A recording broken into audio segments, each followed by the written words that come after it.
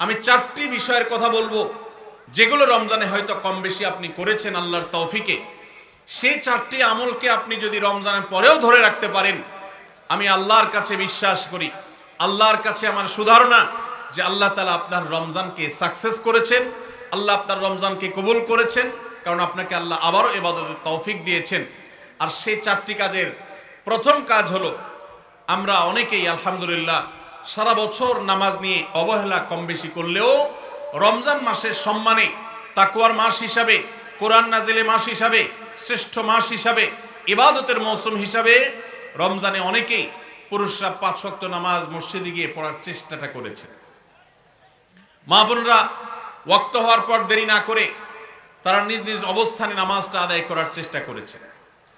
রমজানের পরে এই 5 ওয়াক্ত নামাজ যেটা রমজান মাসে আপনি সঠিকভাবে করেছেন, এই নামাজটা যদি আপনি ধরে রাখেন, 5 ওয়াক্ত নামাজ কি শুধু রমজানের ইবাদত না রমজানের পরেরও ইবাদত? কি বলেন? 5 ওয়াক্ত নামাজ কি শুধু রমজানের ইবাদত? রমজানের পরেরও ইবাদত, পালনীয়। অতএব 5 ওয়াক্ত নামাজ যদি আপনি রমজানের পরে ধরে রাখতে পারেন, আপনার জান জীবন যেতে পারে, অনেক লস হয়ে যেতে পারে, কিন্তু ওয়াক্ত চলে যাবে আর আপনি নামাজ পড়বেন না। ইমানদারের দ্বারা এটা কল্পনা করা যায় না। কোনো মুসলমানের জন্য এটা কল্পনা করা যায় না যে তিনি নামাজের ওয়াক্ত চলে যাবেন আর অবলীলায় তিনি অন্য কোনো কাজে ব্যস্ত থাকবেন, অসম্ভব। এর সাথে ইমানের সাংঘর্ষিকতা এই লেভেলের যে ওমর ইবনুল খাত্তাব রাদিয়াল্লাহু তাআলা বলেছেন, লা হাজ্জা ফিল ইসলামি লিমান তারাকাস সালাহ। যে ব্যক্তি ইচ্ছাকৃতভাবে নামাজ ছেড়ে দেয়, নামাজ ত্যাগ করে, অন্য কাজে মগ্ন থাকে, ওয়াক্ত চলে যায়, ইসলামে তার কোনো হিস্সা নাই, কোনো অংশ নাই, কোনো ভাগ নাই। সে নিজেকে মুসলিম দাবি করবার কোনো নৈতিক অধিকার নাই যে নামাজ ইচ্ছাকৃত পড়ে না, ত্যাগ করে। রমজান মাসে 5 ওয়াক্ত নামাজটা যদি আপনি সারা বছর ধরতে পারেন, এটাকে যদি আঁকড়ে ধরতে পারেন এবং ধরে রাখতে পারেন, তাহলে আপনি একটি আমলে সাকসেস। নাম্বার 2, রমজান মাসে আমরা অনেকেই আল্লাহর দেয়া তৌফিকে গুনাহ এবং পাপাচারের কাছ থেকে বেঁচে থাকার চেষ্টা করেছি। চোখের জিনা, কানের গুনাহ, হাত দ্বারা কৃত অপরাধ, নানাবিধ অপরাধ থেকে আমরা বেঁচে থাকার চেষ্টা করেছি। আল্লাহ তৌফিক দিয়েছেন। কেন? কারণ রমজান মাস তাকওয়ার মাস, গুনাহ ছাড়ার মাস, সেজন্য আমরা গুনাহ ছাড়ার চেষ্টা করেছি। এই যে রমজান মাসে আমরা পাপাচারের কাজ বর্জন করে থাকার চেষ্টা করেছি, রমজানের পরেও যদি এই চেষ্টাটাকে অব্যাহত রাখতে পারি, এটাকে যদি আমরা ধরে রাখতে পারি, ইনশাআল্লাহ আমার রমজান সাধনা সার্থক হয়েছে, আমার রমজান ইবাদত কবুল হয়েছে আল্লাহর কাছে। এটা বুঝার সবচেয়ে বড় আলামত হলো রমজানের পরেও আপনি আমল ইবাদতের পাশাপাশি গুনাহগুলো থেকে বেঁচে থাকার চেষ্টা করছেন। আপনি কোনো পাপের কাজ করতে যাচ্ছেন, মোবাইলে কোনো হারাম ভিডিও দেখতে যাচ্ছেন, হারাম কোনো বিষয় আপনি লিপ্ত হতে যাচ্ছেন, সাথে সাথে আপনার যদি আল্লাহর কথা স্মরণ হয় আর আপনি ওই হারাম থেকে নিজেকে বাঁচিয়ে রাখতে পারেন, তাহলে আপনার রমজান সাধনা সার্থক। আপনি আর কিছু না পারেন, রমজানের এই 2টি কাজ, প্রথমত 5 ওয়াক্ত নামাজ, দ্বিতীয়ত হলো যেই কোনো পাপাচার থেকে বেঁচে থাকা, এই 2টা যদি করতে পারেন তাহলে অনেকাংশেই আপনার রমজান সফল এবং সার্থক ইনশাআল্লাহ। প্রিয় ভাইরা আমার, আল্লাহ যেখানে বলেই দিয়েছেন ইন্নামা ইয়াতাকাব্বালুল্লাহু মিনাল মুত্তাকিন, আল্লাহ শুধু মুত্তাকিদেরটাই কবুল করেন। মুত্তাকি না হয়ে আল্লাহর কাছে কিছু উপস্থাপন করলে, পেশ করলে, দান দক্ষিণা করলে, কুরবানি করলে, নেক আমল করলে আল্লাহ সেটা কবুল করেন না, মুত্তাকিদেরটাই কবুল করেন। অতএব আপনি মুত্তাকি কিনা তার পরিচয় হবে, তার প্রমাণ হবে আপনি পাপাচার থেকে বাঁচার জন্য সংগ্রাম করছেন কিনা। আপনি যদি গুনাহ থেকে বাঁচার জন্য সংগ্রাম করেন, চেষ্টা করেন, সাধনা করেন, পরিশ্রম করেন, নিয়ত করেন, ইচ্ছা করেন এবং এর জন্য আপনি পদক্ষেপ গ্রহণ করেন, তাহলে তার মানে হলো আপনি মুত্তাকি। যত বেশি গুনাহ থেকে বাঁচার চেষ্টা করতে পেরেছেন তত বড় মাপের মুত্তাকি। আর যত বড় মাপের মুত্তাকি, রমজানের ইবাদত তত বেশি আল্লাহর কাছে কবুল হয়েছে, সেই ধারণা আল্লাহর কাছে আমরা পোষণ করতে পারি ইনশাআল্লাহ। প্রিয় ভাইরা আমার, একজন সাহাবী নবী করিম সাল্লাল্লাহু আলাইহি সাল্লামকে জিজ্ঞাসা করেছেন, হে আল্লাহর রাসূল, কিভাবে আমি সবচেয়ে বড় ইবাদত গুজার হব, সবচেয়ে বড় আমলকারী কিভাবে হতে পারি? আমাদের কাছে বহু মানুষ কাগজ লিখে পাঠান, চিরকুট লিখে দেন, যে হুজুর কোন আমলটা করলে বেশি সওয়াব হবে, আল্লাহ বেশি সন্তুষ্ট হবেন, আল্লাহর ইবাদত বেশি হবে কোন আমলটা করলে। প্রিয় ভাইরা আমার, নবী করিম সাল্লাল্লাহু আলাইহি সাল্লাম বলেছেন, ইত্তাকিল মাহারিমা তাকুন আবাদান নাস। তুমি হারাম কাজ থেকে বেঁচে থাকো, অবৈধ কাজ থেকে নিজেকে বিরত রাখো, গুনাহের ধারে কাছেও যেও না, পাপাচারের পথ মারিও না। তুমি সবচেয়ে বড় ইবাদত গুজার হবে, সবচেয়ে বড় নেক আমল হতে পারবে।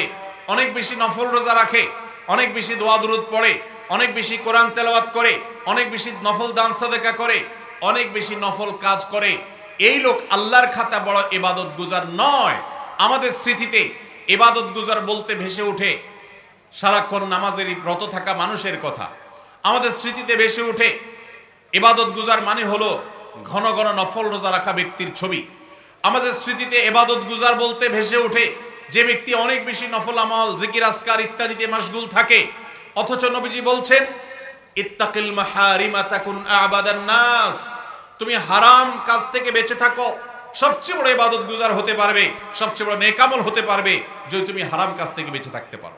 ভাইরা আমার, আপনি যদি আপনার এই দুই ঠোঁট দিয়ে কোনো কটু কথা, অশ্লীল কথা, গালিগালাজ এটা আপনার মুখ দিয়ে যদি বের না হয়, রমজানের আগে হতো, রমজান মাসে আপনি তওবা করেছেন, রমজানের পরেও এই সংগ্রামে আপনি জিতে আছেন, টিকে আছেন, আপনার মুখ দিয়ে কোনো অন্যায় হয় না, তার মানে হলো আপনি মুত্তাকিদের কাতারে শামিল হতে পেরেছেন, আপনি গুনাহ থেকে বাঁচতে পেরেছেন।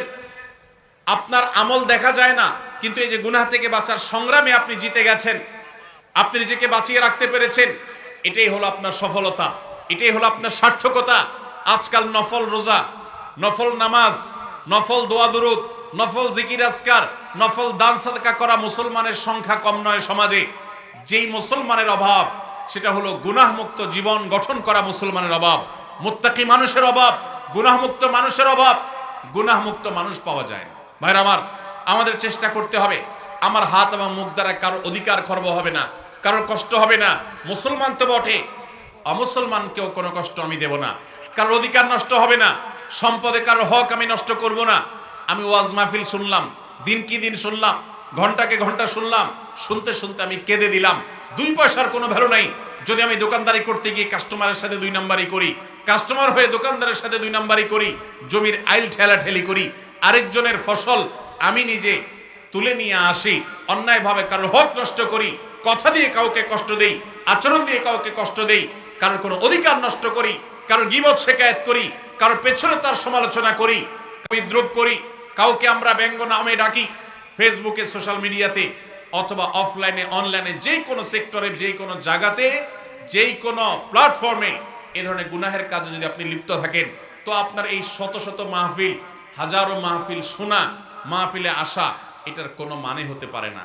আল্লাহ আমাদের সবাইকে রমজান মাসে গুনাহ থেকে বাঁচার যে চেষ্টাটুকু আমরা করতাম, রমজানের পরেও সেটাকে আমাদের ধরে রাখার তৌফিক দান করুন। রমজানের পরে গুনাহ থেকে বাঁচার চেষ্টা করব তো ইনশাআল্লাহ। অনেক ভাইরা আছেন অনেক হারাম কাজ করেন নাই, কেন? রমজান মাস, কিন্তু এখন আবার সেটা শুরু করে দিয়েছেন।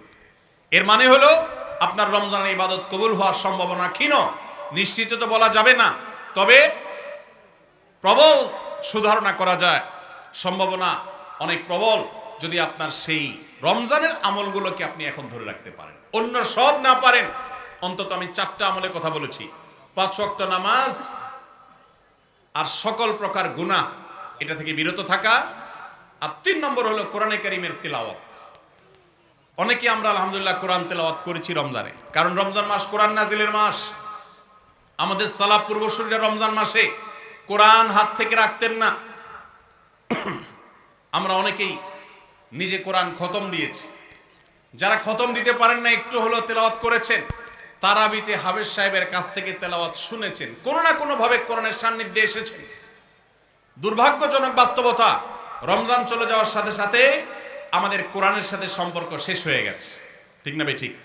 বহু মানুষ আছে কোরআন স্পর্শ করে না, দিনের ভিতরে 2-4 ঘন্টা, 5 ঘন্টা, 6 ঘন্টা সময় পর্যন্ত অনেকে সোশ্যাল মিডিয়াতে ডুবে থাকেন, মোবাইলে ডুবে থাকেন। সারাদিন কোরআনকে স্পর্শ করার জন্য 5টা মিনিট সময় বের হয় না, ঘন্টাকে ঘন্টা কোরআনের পরিবর্তে মোবাইল ফোনকে স্পর্শ করার সময় আমাদের হয়। মনে রাখবেন, আপনার রমজানের আমল ইবাদত সার্থক হবে, সফল হবে, কবুল হওয়ার সম্ভাবনা জোরালো হবে যদি রমজানে যে কোরআন আপনি প্রতিদিন 2-4 পারা তেলাওয়াত করেছেন, এখন 2-4 পারা না পারেন 2-4 পৃষ্ঠা হলেও পড়েন, কিন্তু আপনার দিনের একটা সময় অবশ্যই বরাদ্দ থাকা উচিত কোরআনের জন্য। আজ মুসলিম জাতির যে দুরবস্থা আমরা দেখতে পাচ্ছি, পৃথিবীর পূর্ব থেকে পশ্চিম, উত্তর থেকে দক্ষিণ, চতুর্পাশে আমরা যে হাহাকার দেখতে পাচ্ছি, লাঞ্ছনা দেখতে পাচ্ছি, অপমান দেখতে পাচ্ছি, পরাজয়ের গ্লানি দেখতে পাচ্ছি, মুসলমানদের দুরবস্থার অন্যতম প্রধান কারণ হলো আজ মুসলমান কোরআন থেকে দূরে সরে গেছে। নবী করিম সাল্লাল্লাহু আলাইহি সাল্লাম বলেছেন, ইন্নাল্লাহা ইয়ারফাউ বিহাদাল কিতাবি আকওয়ামা ওয়া ইয়াদাউ বিহি আখারিন। আল্লাহ রাব্বুল আলামিন এই কোরআনের মাধ্যমে বহু জাতির মর্যাদাকে আকাশে তুলবেন। আবার এই কোরআনের প্রতি অবহেলার কারণে, অবজ্ঞার কারণে, কোরআনকে ছেড়ে দেওয়ার কারণে, কোরআন থেকে দূরে থাকার কারণে, কোরআনকে পরিহার করবার কারণে বহু জাতিকে আল্লাহ তাআলা অপমানিত করবেন, অপদস্থ করবেন, তাদেরকে আকাশ থেকে পাতালে নামিয়ে ছাড়বেন। সেই দুর্ভাগ্যজনক বাস্তবতা আজ আমরা প্রত্যক্ষ করছি। মুসলমানের ঘরে কোরআন পড়ার কোনো অভ্যাস নেই, কোরআনের চর্চা নেই, কোরআনের আলোচনা নেই, কোরআনের আলোকে জীবন গড়বার কোনো পরিকল্পনা আমাদের মধ্যে নেই। এজন্য ভাইরা, রমজান মাসে যে কোরআনের সান্নিধ্যে আমরা ছিলাম, রমজানের পরে অল্প অল্প করে হোক প্রতিদিন আপনি কোরআন তেলাওয়ার চেষ্টা করেন। 1 পৃষ্ঠা 2 পৃষ্ঠা হলে তেলাওয়াত করার চেষ্টা করেন, অর্থ সহ বুঝে পড়ার চেষ্টা করেন। এটা যদি করতে পারেন, আপনার রমজান সাধনা সার্থক ইনশাআল্লাহ। চেষ্টা করব তো কোরআন তেলাওয়াত করার। আল্লাহ রাব্বুল আলামিন এই কোরআনকে এমন এক গাইড বুক করেছেন। কোরআনের সবচেয়ে বড় মিরাকল হলো, কোরআনকে যে যত বেশি আঁকড়ে ধরতে পারবে, দুনিয়াতে আল্লাহ তাআলা তাকে তত বেশি সম্মানিত করবেন। ইসলামের ইতিহাসের সোনালী যুগের যারা স্বর্ণ মানব ছিলেন, সেই খুলাফায়ে রাশেদা, তাদের পরবর্তী যুগের যে সোনালী ইতিহাস ছিল, যখন বিশ্ব মুসলমানের পদতলে ছিল, মুসলমান যখন বিশ্বের সুপার পাওয়ার ছিল, গোটা বিশ্বে মানবতা তার সর্বোচ্চ শিখরে যখন আসীন হতে পেরেছে, মানবতা সবচেয়ে বেশি যখন প্রতিষ্ঠিত হয়েছে, যখন মুসলিম নয় শুধু অমুসলিমরাও সবচেয়ে সুখে শান্তিতে পৃথিবীতে বসবাস করতে পেরেছে, কারণ অধিকার খর্ব করা হয় নাই, অধিকার আদায়ের মতো আজকের পৃথিবীতে যে নাটক চলমান আছে, সেই নাটক তখন হয়নি। সেই সোনালী অতীত মুসলমানদের যে ছিল, তখনকার মুসলমানরা কোরআনকে তারা আঁকড়ে ধরেছিল, কোরআনকে তারা মাথায় রেখেছিল, কোরআনকে তারা জীবনে ধারণ করেছিল, কোরআনকে তারা সবসময় স্মরণ করেছে, বরণ করেছে, গ্রহণ করেছে, কোরআন দিয়ে নিজের জীবনকে সাজিয়েছে, তার সুফল তারা পেয়েছে। আজ কোরআন আমাদের কাছে অবহেলিত, কোরআন আমাদের কাছে আজ সবচেয়ে বেশি পরিত্যক্ত। যেই গ্রন্থ বছরে আমরা রমজান মাস ছাড়া অনেকে উল্টায় দেখি না, পাঠ করি না। মোবাইলে আমার বহু অ্যাপ আছে, সাথে কোরআনের অ্যাপও আছে। আমি সোশ্যাল মিডিয়ার অ্যাপগুলো দিনের ভিতরে 50, 60, 70, 80, 100 বার ওপেন করলেও কোরআনের অ্যাপটা দিনে একবার ওপেন করা হয় না। কোরআনের জন্য কোনো সময় আমার বরাদ্দ নাই। আমাদের বাসা বাড়িতে অনেক কিছু চলে, কোরআন তেলাওয়াত চলে না। বহু কিছু নিয়ে আড্ডা হয়, কোরআন নিয়ে পাঠচক্র হয় না, গ্রুপ ডিসকাশন হয় না, আলোচনা পর্যালোচনা হয় না। এইরকম পরিবার আজ ঘরে ঘরে, প্রত্যেকটা জায়গায় জায়গায়। আর এই কারণে আজ আমাদের দুরবস্থা আমরা দেখতে পাচ্ছি পৃথিবীর চতুর্প্রান্তে রয়েছে। আল্লাহ তাআলা আমাদের সবাইকে কোরআনকে সারা জীবনের জন্য আমাদের সাথী করার তৌফিক দান করুন। কোরআন নিয়মিত পড়বেন তো ইনশাআল্লাহ? প্রতিদিন পড়বেন তো ইনশাআল্লাহ?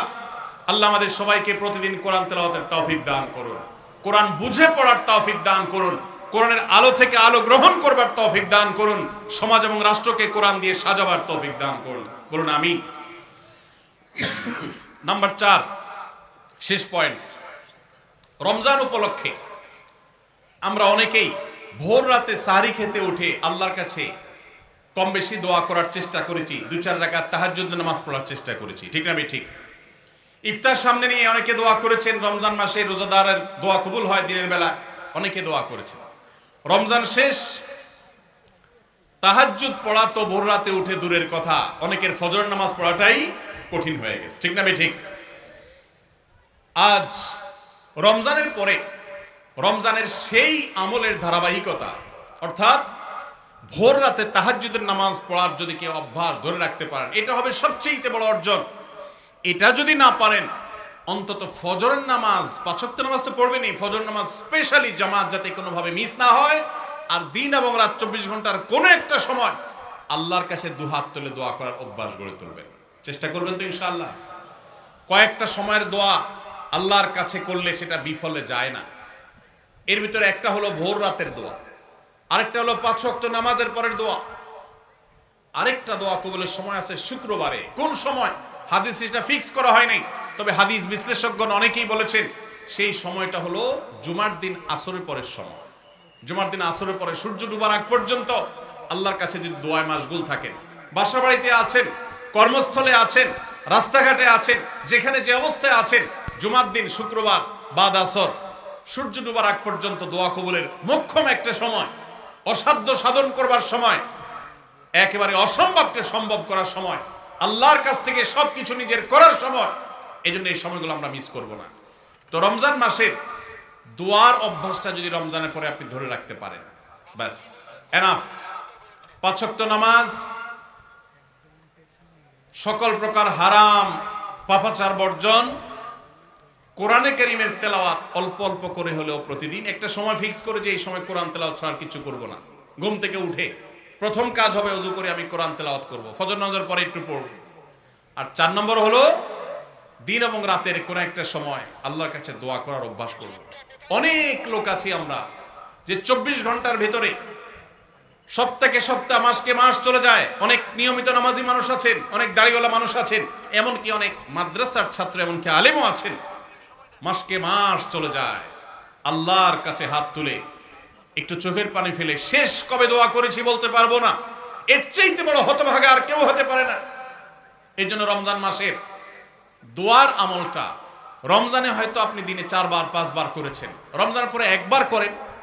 রমজানে হয়তো 10 মিনিট 15 মিনিট 20 মিনিট ধরে দোয়া করেছেন, রমজানের পরে অন্তত 2 মিনিট ধরে দোয়া করেন।